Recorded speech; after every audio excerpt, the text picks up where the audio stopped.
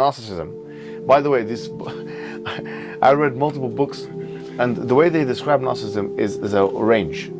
You've got to be careful of this usage, because especially leftists, they use this term in order to attack certain groups in a certain manner. Be careful of it. Leftists have used some psychological terms in a way which is, it seems academic, which is not. Like it's not in the literature.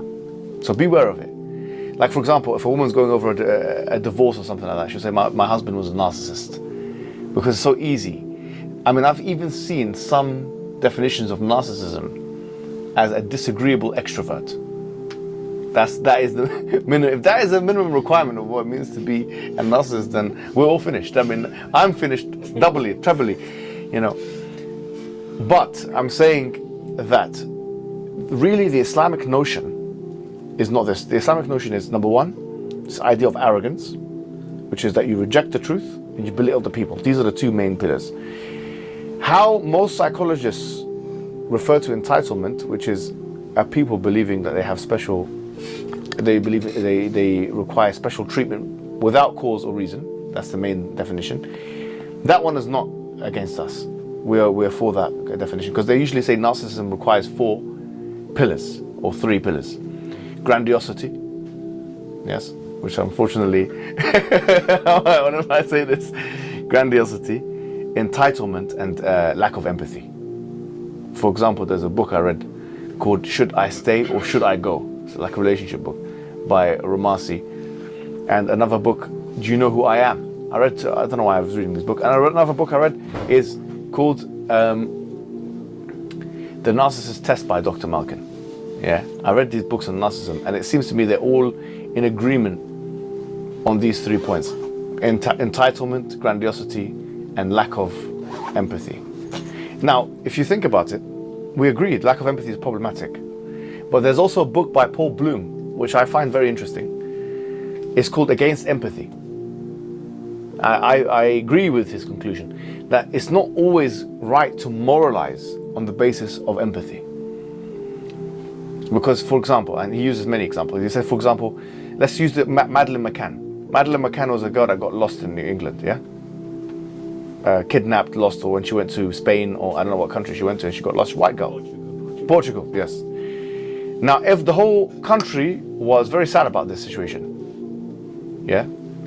Now, I'm giving my own example, but this is the thing that Paul Bloom mentions, which is that when you empathize and you moralize on the basis of your empathy, then you can over-exaggerate based on emotional response. So, for example, Madeleine McCann was a big issue, but black girls and Asian girls and many girls are kidnapped on a daily basis, all around the world. Why do we have a disproportionate pain when it comes to Madeleine McCann? Because it's all over the news media, which is controlled by the elites. So they've manipulated us to be empathetic towards this one girl. Empathy, therefore, is not a good way to always moralize. And Paul Bloom has this book called Against Empathy, which I think he makes the point that sometimes emotionalizing on this basis is not. So why I mentioned this to you is because narcissism has 3 pillars, according to these guys: lack of empathy, selfishness, lack of empathy, grandiosity, and entitlement. Entitlement seems to me, okay, it's reasonable. But lack of empathy, we can discuss. And grandiosity, what do you mean by that? Because what is seen to be grandiose by one person might not seem to be grandiose by another. And like, for example, I was reading some of these books, and some of them say that a man thinking he deserves special treatment because he is a man is narcissism, because there should be equality. See, that's why they bring leftist agendas into psychological expressions. And you can see that although they're talking in a psychological way, they have a feminist idea and they're trying to impose it. And in fact, Ramasi herself, she mentions in the book, Should I Stay or Should I Go? She says many people in the Middle East, and I'm paraphrasing, and the East are conditioned towards narcissism because they believe that they are owed rights that other people shouldn't be owed due to their gender. Well, that condemns the entire traditionalist discourse to narcissism. So what I'm trying to say is that you have to be careful of the usage of the word narcissism, because sometimes the ones who are using it, they synthesize their own ideological ideas with it. We have to remember the word narcissism is an English word. It has been Arabized, for example. They use it narciji. They use this term. but it has connotations which we as Muslims have to be careful of. Our word, which is not colonialized word, is kibr, that we use. And our ta'rif of kibr is batr al-haq wa ghamt al-nas. That's the Prophet ﷺ, he mentioned what that is. And the reason I brought this to your attention is because I used the word narcissism a few times in this session. Narcissism of small difference, etc., etc., narcissistic. So I'm saying that take what I say when I use the word narcissism with a pinch of salt, because this word is being exploited by the leftists to fulfill their own egalitarian agendas. It has. There's a lot of terms that have been exploited by the leftists to fulfill their own agendas, and it comes in the facade of psychology, pop psychology, and it even seeps into the Muslim community. You see? Anyway, the point I was making before was, so it's kibr.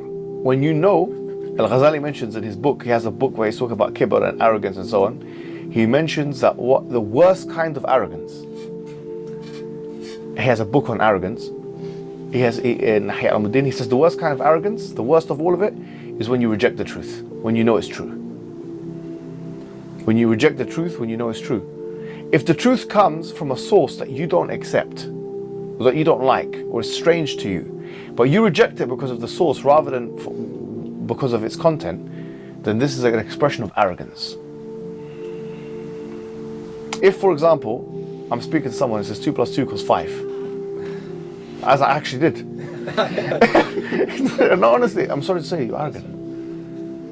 And subhanAllah, the wahi has come, the revelation has come to tamyiz and discernment between those people who are sincere and those people who are arrogant. So when the truth comes and you reject it because of where it's come from, that arrogance that you had, which is a Luciferian arrogance, the same arrogance that Shaitan had, Lucifer himself, which is also mentioned in the Old Testament. أنا خير من, I'm better than him. خلقتني من نار وخلقته من طين. You created me from nar, fire, and you created him from clay. And it's even a false argument, because why is fire even better than clay? It's not. One is destructive, one is constructive. His one's worse. He's got a false argument, but he's arguing against God. He decides to argue against God. You can't tell me you're going to win an argument against God. You know he's the all-knowing, but what do you mean? So it shows you're a bad person. And because it shows you're a bad person, where do you deserve to go? Hell. So the wahi is a test to see who goes to hell, and who is a good person, who is the musaddiq, and who is the mukaththib, and who is the arrogant one. The wahi is the furqan. Anyway, so yes, fadal. In the Bible, when it mentions Lucifer, they usually portray him as a preferred angel, or he was, he had preferential treatment. Is that consistent? Like, is that similar in Islam? What do you say? No, I mean, the majority opinion is that وَإِذْ قُلْنَا الْمَلَائِكَةِ اسْجُدُوا لِآدَمَ فَسَجَدُوا إِلَّا إِبْلِيسَ كَانَ مِنَ الْجِنِّ فَفَسَقَ عَنْ أَمْرِ رَبِّهِ. That he was a jinn. So we have a different idea. Okay. But some scholars do say that. The reason I would say that's sort of consistent is because maybe his test would be, okay, I created you from fire, you felt special.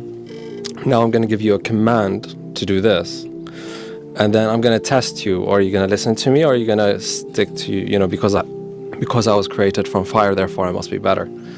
So if you take, so the Jewish people who've had, for over millennia, the prophets came from them, they sort of had this, and they were monotheists. Yes, it's an excellent paradigm. It's a similar power. And of course, some of them accepted the religion of Islam. Yeah, another thing that's very interesting is because when Iblis said, I am better than him, the moment he said that, he showed that he's not better than him. Do you get it? And that's the same with the Yahud. The moment you say you're better than them, you're not following the command of Allah, you just showed you are not better than them. Instantaneously, because if he was better than them, you will take the. Of course, you mean some of the supremacy ones. Exactly, I mean, not all of them, of course. Yeah. You just showed that you're not better than them. Yeah, it's true though. It's interesting, isn't it? It's an excellent point.